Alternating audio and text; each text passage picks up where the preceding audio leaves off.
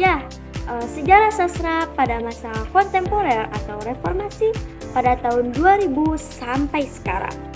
Memasuki abad ke-21, sastra tidak lagi berdiri pada batas-batas lama. Ia bergerak seiring perubahan zaman, teknologi, dan cara manusia memaknai hidup. Sejak tahun 2000 hingga hari ini, sastra kontemporer hadir sebagai ruang kebebasan, menyuarakan identitas, kritik sosial, kegelisahan, dan realitas baru masyarakat modern. Melalui kata dan wacana, sastra menjadi cermin zaman yang merekam perubahan dunia dari masa ke masa.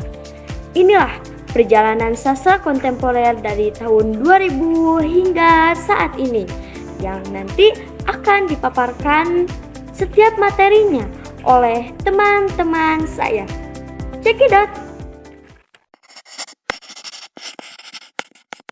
Sejarah kontemporer dunia. Sejarah kontemporer dunia adalah peristiwa-peristiwa penting yang terjadi dalam periode waktu yang relatif dekat dengan masa kini, yakni sejak akhir abad ke-19 hingga sekarang. Fokus dari sejarah ini adalah untuk memahami perubahan besar yang membentuk dunia modern, baik dari segi sosial, politik, ekonomi, hingga teknologi. Berikut ini adalah beberapa perkembangan penting yang terjadi dalam sejarah kontemporer. Nah, yang pertama ada Perang Dunia I dan II. Perang Dunia I dan II adalah dua peristiwa besar yang tidak hanya mengubah peta politik dunia, tetapi juga mempengaruhi ekonomi global dan hubungan internasional. Perang dunia ini mengarah pada pembentukan organisasi internasional seperti PBB dan NATO yang bertujuan untuk menjaga perdamaian dan mencegah konflik besar di masa depan. Nah, yang kedua ada Perang Dingin dan pembentukan blok Barat dan Timur. Setelah Perang Dunia II, dunia dibagi menjadi dua blok besar, yaitu blok Barat yang dipimpin oleh Amerika Serikat dan blok Timur yang dipimpin oleh Uni Soviet. Perang Dingin terjadi pada 1947 sampai dengan 1991, menjadi periode ketegangan ideologis dan politik antara dua kekuatan besar yang meskipun kedua negara tersebut tidak pernah berperang secara langsung. Nah, yang ketiga ada proses dekolonisasi. Selama abad ke-20, banyak negara yang sebelumnya merupakan koloni di Asia, Afrika, dan Amerika Latin berhasil meraih kemerdekaan. Nah, perjuangan untuk memperoleh kemerdekaan dan penjajahan ini seringkali disertai dengan perlawanan yang keras dan pengorbanan yang besar. Proses dekolonisasi ini sangat mempengaruhi negara-negara yang memperoleh kemerdekaan, tetapi juga negara-negara kolonial yang mengubah kebijakan luar negeri mereka. Nah, yang keempat ada revolusi teknologi dan digitalisasi. Perkembangan teknologi di abad ke-20 dan ke-21, terutama dalam bidang komunikasi dan informasi, telah mengubah cara hidup manusia secara drastis.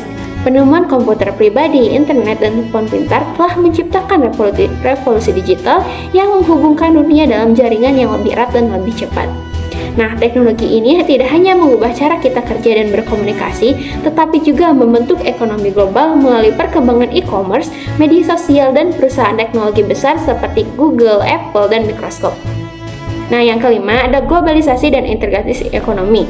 Globalisasi adalah fenomena yang semakin berkembang sejak akhir abad ke-20, yang ditandai dengan peningkatan hubungan ekonomi dan sosial antar negara. Hal ini terjadi berkat kemajuan transportasi, teknologi, dan kebijakan perdagangan bebas yang mendorong arus barang, jasa, investasi, dan informasi melintasi batas negara. Nah, berikut ini ada beberapa dampak penting dalam sejarah kontemporer terhadap kehidupan modern. Yang pertama ada perubahan sosial dan budaya. Sejarah kontemporer telah mengubah pola sosial dan budaya di berbagai belahan dunia, misalnya melalui revolusi industri dan perkembangan teknologi. Masyarakat yang dulunya lebih terpusat di desa mulai beralih ke perkotaan untuk mencari pekerjaan. Nah, yang kedua ada pengaruh Perang Dunia terhadap pembentukan organisasi internasional. Perang Dunia I dan II munculkan kebutuhan akan organisasi internasional yang dapat menjaga perdamaian dan menghindari konflik besar di masa depan. Nah, yang ketiga ada kemajuan teknologi dan informasi. Revolusi teknologi yang terjadi sejak abad ke-20 seperti penemuan komputer, internet, dan perangkat komunikasi canggih membawa dampak besar dalam kehidupan modern. Dunia kini lebih menghubungkan sebelumnya. Nah, kemungkinan ini untuk bekerja dari rumah, berkomunikasi secara instan, dan mengakses informasi dari di mana saja. Yang keempat ada transformasi ekonomi global. Nah, proses globalisasi yang dimulai pada abad ke-20 telah mengubah landscape ekonomi global. Negara-negara yang dulu lebih tertutup dan terisolasi kini semakin terbuka terhadap perdagangan internasional dan investasi asing. Yang kelima, ada perubahan dalam struktur politik dan pemerintahan. Dalam dunia modern, banyak negara yang mengadopsi sistem pemerintahan yang lebih demokratis setelah mengalami berbagai perubahan sosial dan politik yang dipicu oleh perang, revolusi atau gerakan hak-hak sipil. Demokratis ini membawa dampak pada cara negara beroperasi, kebijakan publik, dan pengelolaan pemerintahan. Sistem pemilu yang lebih transparan, pemberdayaan masyarakat, serta peningkatan partisipasi politik adalah beberapa contoh dari dampak positif perkembangan tersebut. Nah, yang keenam, ada peningkatan kesadaran global terhadap isu lingkungan. Sejarah kontemporer lebih menunjukkan bagaimana kesadaran global terhadap isu lingkungan semakin meningkat. Dengan adanya berbagai peristiwa alam dan dampak aktivitas manusia terhadap ekosistem, dunia kini semakin fokus pada keberlanjutan dan pengelolaan sumber daya alam. Protokol Kyoto dan kesepakatan Paris tentang perubahan iklim dan gerakan lingkungan lain mencerminkan pentingnya tindakan kolektif untuk melindungi planet ini agar bisa diwariskan ke generasi berikutnya. Nah, era sastra Indonesia kontemporer dari tahun 1950 sampai sekarang, sastra Indonesia kontemporer yang diartikan sebagai sastra yang hidup di Indonesia pada masa kini atau sastra yang hidup di Indonesia pada masa mutakhir. Sastra yang hidup di Indonesia pada saat sekarang atau dapat juga disebut dengan sastra modern. Munculnya sastra kontemporer merupakan reaksi terhadap sastra konvensional yang dianggap telah mendominasi eksistensi karya sastra. Nah, tokoh-tokoh yang termasuk pada tokoh sastra kontemporer yaitu Khairil Anwar, Toto Sudarto, Bahtiar, Sitor Situmorang, Taufik Ismail, dan lain-lain. Era sastra Indonesia kontemporer merupakan periode yang berlangsung dari tahun 1950 sampai sekarang. Era ini ditandai dengan keberagaman tema, gaya penulisan, dan pengaruh budaya yang tercermin dalam karya sastra. Perkembangan teknologi dan globalisasi juga memiliki dampak signifikan dalam membentuk sastra pada masa ini. Nah, munculnya sastra Indonesia era kontemporer dapat dijelaskan oleh beberapa faktor yang sering terkait. Berikut adalah beberapa faktor penyebabnya. Yang pertama, ada perubahan sosial dan politik. Perubahan besar dalam tatanan politik dan sosial seperti kemerdekaan Indonesia pada tahun 1945 dan jatuhnya rezim Orde Baru pada tahun 1998 memberikan kesempatan bagi penulis untuk bebas mengekspresikan pandangan mereka. Sastra menjadi saluran untuk mengupayakan perubahan sosial, aspirasi, dan kritik terhadap pemerintahan. Nah, yang kedua ada globalisasi dan teknologi. Kemajuan dalam teknologi, informasi, dan komunikasi serta terbukanya akses terhadap informasi global telah memungkinkan penulis Indonesia untuk berinteraksi dengan ide dan tren internasional. Globalisasi juga mendorong adopsi bentuk-bentuk baru dalam sastra dan membawa masukan dari berbagai budaya. Nah, yang ketiga ada pendidikan dan literasi. Peningkatan tingkat literasi dan akses pendidikan yang lebih baik di Indonesia memberikan kesempatan bagi lebih banyak penulis untuk muncul. Semakin banyak orang yang memiliki keterampilan menulis dan kesempatan untuk berbagi karya mereka yang pada gilirannya berkontribusi pada keberagaman sastra Indonesia. Nah, yang keempat ada diversifikasi identitas dan perspektif. Sastra Indonesia era kontemporer mencerminkan diversifikasi identitas dan perspektif di dalam masyarakat. Pengarang dari berbagai latar belakang budaya, etnis, agama, dan gender mulai mengangkat suara mereka, memberikan gambaran yang lebih kaya tentang pengalaman manusia. Nah, yang kelima ada pertumbuhan industri penerbitan.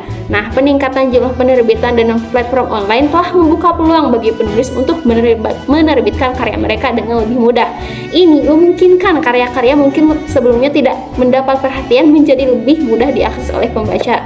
Nah, itu semua faktor yang berinteraksi untuk membentuk landscape sastra Indonesia era kontemporer yang beragam, inklusif, dan tercermin dalam karya-karya yang menggambarkan perjalanan bangsa dan masyarakat dalam menghadapi tantangan zaman. Sekian. Sastra kontemporer bukan cuma soal puisi atau novel lama, tapi karya sastra yang lahir dari kehidupan kita hari ini, yang isinya dekat dengan dunia digital, kehidupan kota, keresahan anak muda, dan pencarian jati diri. Nah, adapun tema dan isu dalam sastra kontemporer. Sastra kontemporer ini banyak mengambil cerita dari kehidupan kita sehari-hari, bukan dunia hayalan yang jauh, tetapi dunia yang kita jalani sekarang. Nah, adapun beberapa tema yang sering muncul antara lain yaitu yang pertama, ada identitas diri dan pencarian makna hidup. Nah, ini tokoh-tokohnya sering mempertanyakan siapa dirinya di tengah tekanan sosial dan dunia yang serba cepat ini. Nah, yang kedua, ada isu sosial dan kritik terhadap ketidakadilan. Nah, ini cerita yang tidak hanya membahas individu tapi juga sistem yang menindas seperti kekuasaan dan ketimpangan sosial. Nah, yang ketiga, ada isu gender, tubuh, dan seksualitas. Nah, pada tema ini membahas pengalaman personal yang sering dibatasi oleh norma sosial. Yang keempat, ada kehidupan urban dan dunia digital seperti kita ini ada di kota, menggunakan media sosial dan teknologi bukan hanya sekedar cuma latar belakang cerita saja, tetapi ikut memengaruhi cara tokoh berpikir serta bertindak. Nah, yang terakhir, ada hubungan antara manusia dan keresahan generasi muda, yaitu seperti tentang cinta, persahabatan, kesepian, dan kecemasan menghadapi masa depan. Nah, saya punya contoh kalimat dengan gaya tematik kontemporer, yaitu adalah kota tak pernah tidur, notifikasi di layar adalah denyut nadi barunya. Nah, kalimat ini menunjukkan teknologi sudah menjadi bagian dari hidup manusia modern. Nah, ada juga bentuk dan gaya sastra kontemporer. Sastra kontemporer menggunakan bahasa yang santai dan komunikatif. Cara penyampaiannya terasa seperti penulis sedang berbicara langsung dengan pembaca, sehingga lebih dekat dengan kehidupan sehari-harinya gitu. Nah, gaya bahasanya juga cenderung cair dan tidak terlalu formal banget gitu. Nah, terus struktur ceritanya juga bebas. Bisa tidak berurutan atau berbentuk potongan-potongan gitu. Terus, metafora yang digunakan juga modern. Banyak terinspirasi dari dunia internet, media sosial, dan bahasa pop kekinian. Selain itu, media penyampaiannya juga tidak hanya lewat buku cetak. Sekarang bisa diakses lewat blog, webpad, zine indie, media sosial, bahkan ke podcast ataupun audiobook gitu.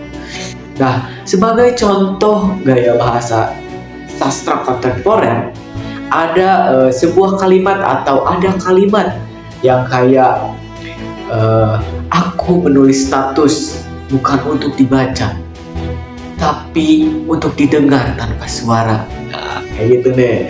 Nah, jadi kalimat ini menunjukkan pengalaman hidup di era digital di mana media sosial jadi tempat curhat, menyampaikan perasaan, dan berkomunikasi meskipun tanpa suara. Nah, hal-hal seperti inilah yang membuat sastra kontemporer terasa dekat dengan kehidupan kita sehari-hari. Nah, jadi gitu. Nah, terus ada juga tokoh dan karya sastra kontemporer. Beberapa penulis Indonesia yang mewakili sastra kontemporer, di antaranya seperti yang pertama, D. Lestari. Karya terkenalnya antara lain seperti Supernova dan Perahu Kertas. Ciri khas karya D adalah bahasanya yang puitis, reflektif, dan menggabungkan unsur cinta, filsafat, serta teknologi. D menunjukkan bahwa sastra kontemporer bisa populer tapi tetap punya kedalaman makna. Yang kedua, ada Eka Kurniawan. Karya pentingnya seperti Cantik Itu Luka dan Lelaki Harimau. Ciri khasnya adalah penggunaan realisme magis dan kritik sosial yang kuat. Disampaikan lewat cerita yang unik dan kadang absurd. Karyanya bahkan dikenal hingga tingkat internasional. Yang ketiga, ada Oki Badasari. Karya terkenalnya antara lain seperti Maryam dan Entrok.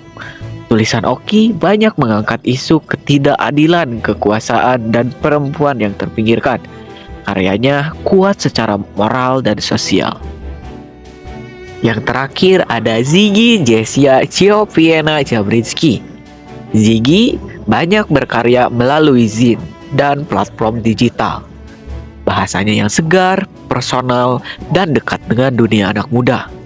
Ia membuktikan bahwa karya sastra bisa lahir dari ruang kecil, tapi tetap punya dampak besar. Selanjutnya, saya akan membahas periode Pujangga Baru. Pujangga Baru ini berkembang pada periode 1933 sampai dengan 1942. Nama Pujangga Baru diambil dari sebuah majalah budaya yang bernama Pujangga Baru, yang menjadi wadah para sastrawan untuk mengungkapkan gagasan dan pemikiran mereka. Pada masa ini, sastra tidak hanya digunakan sebagai hiburan, tetapi juga sebagai media untuk menyampaikan ide, pandangan hidup, dan semangat kebangsaan. Pujangga Baru muncul sebagai reaksi terhadap sastra balai pustaka yang dianggap terlalu dekat dengan aturan pemerintah kolonial. Para sastrawan pujangga baru menginginkan kebebasan berekspresi dan ingin membangun identitas budaya Indonesia yang lebih modern. Masuk ke ciri-ciri sastra pujangga baru diantara lain ada 4 poin, di mana yang pertama memiliki semangat nasionalisme dan cinta tanah air. Yang kedua, mengangkat tema pendidikan, kebudayaan, dan jati diri bangsa. Yang ketiga, mengungkapkan bahasa yang indah, halus, dan bersifat idealis. Yang keempat, serta mendapatkan pengaruh dari sastra barat. Karya sastra pada masa ini lebih menonjolkan pemikiran dan perasaan, bukan sekedar menceritakan peristiwa saja. Tokoh-tokoh penting dalam periode Pujangga Baru diantara lain yang pertama adalah Sultan Takdir Alis Jabana. Ia terkenal sebagai sastrawan dan pemikir yang mendorong kemajuan bangsa melalui pendidikan dan modernisasi. Salah satu karyanya yang terkenal adalah Layar Terkembang, yang membahas tentang pendidikan empati perempuan dan pendidikan modern. Tokoh berikutnya adalah Sanusi Pane. Ia menekankan keseimbangan antara nilai barat dan nilai timur. Karya-karyanya yang banyak mengangkat tema filsafat, kemanusiaan, dan kehidupan batin manusia. Beberapa karyanya yang terkenal, Sanusi Pane antara lain Madah Kelana, yang mengangkat nilai sejarah dan perenungan kehidupan. Tokoh yang ketiga adalah Amir Hamzah, yang dijuluki sebagai Raja Penyair Pujangga Baru. Puisi-puisinya dikenal sangatlah indah dan syarat religiusnya, perasaan cinta, dan kerinduan. Karya-karyanya diantara lain adalah Buah Rindu. Buah Rindu ini berisikan puisi tentang perasaan cinta, kerinduan, dan kegelisahan batin manusia. Melalui karya-karya tersebut, Pujangga Baru berperan penting dalam 3 aspek hal.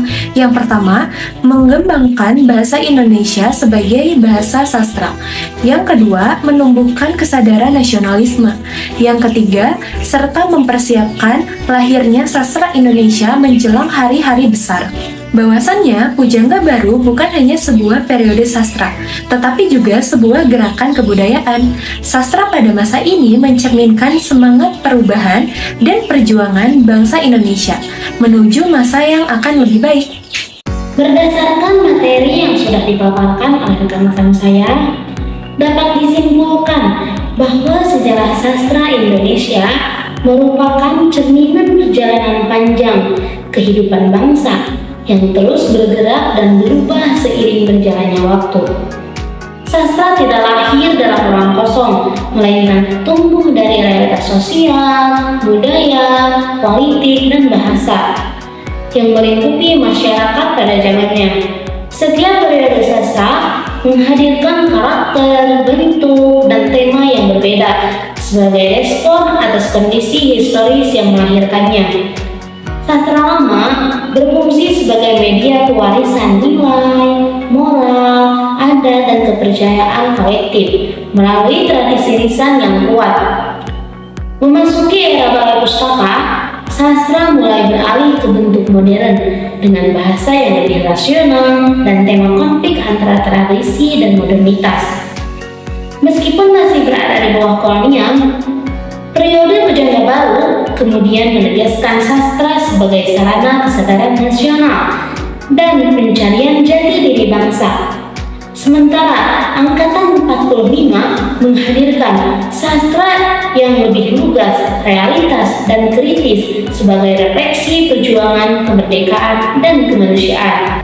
Pada era kontemporer, sastra semakin terbuka dan dinamis, baik dari segi bentuk maupun tema. Seiring perkembangan teknologi dan media digital, sastra tidak hanya bertahan, tetapi beradaptasi dengan cara-cara baru dan menyuarakan pengalaman manusia dan persoalan zaman. Dengan demikian, sejarah sastra Indonesia menunjukkan bahwa sastra adalah denyut kehidupan bangsa. Ia merekam masa lalu, mengkritik masa kini, dan memberi kemungkinan makna bagi masa depan. Memahami sejarah sastra berarti memahami perjalanan intelektual, kultural, dan kemanusiaan bangsa Indonesia itu sendiri. Mungkin cuma itu yang dapat saya simpulkan dari materi yang sudah dipaparkan oleh rekan-rekan saya. Wassalamualaikum warahmatullahi wabarakatuh.